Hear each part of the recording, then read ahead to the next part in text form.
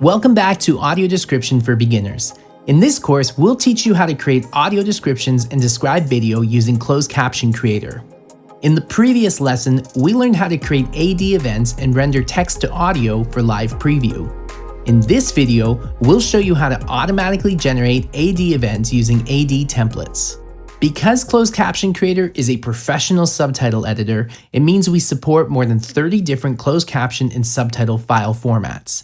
It also means that you can have subtitles and audio description event groups as part of the same project. An AD template will use the subtitle track to automatically generate AD events between the breaks in dialogue. Let's start by generating subtitles using the Ai Transcription tool found in Closed Caption Creator. Go to Ai Tools Automatic Transcription. Next, select a service provider and the video source language.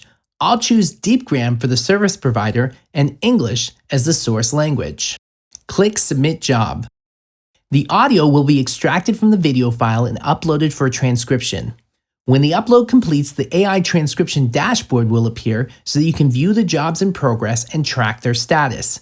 Once a job is complete, you can select the job and click Import as subtitles. This will create a new subtitle event group with your subtitle events. Next, open the Event Group Options menu by clicking the menu icon to the right of the Event Group tab. Select Create AD Template. This will generate a new audio description event group with empty events ready to be filled in. If we go back to the subtitle event group, we can open the Event Group options and select Set as Track 2. This will display a new timeline track along with the events from the subtitle event group. Now, if we go back to the AD template, I can see both the dialogue events on the top track and my empty events on the primary track. The idea here is that it makes creating audio descriptions easier when you can see where the dialogue sits on the timeline.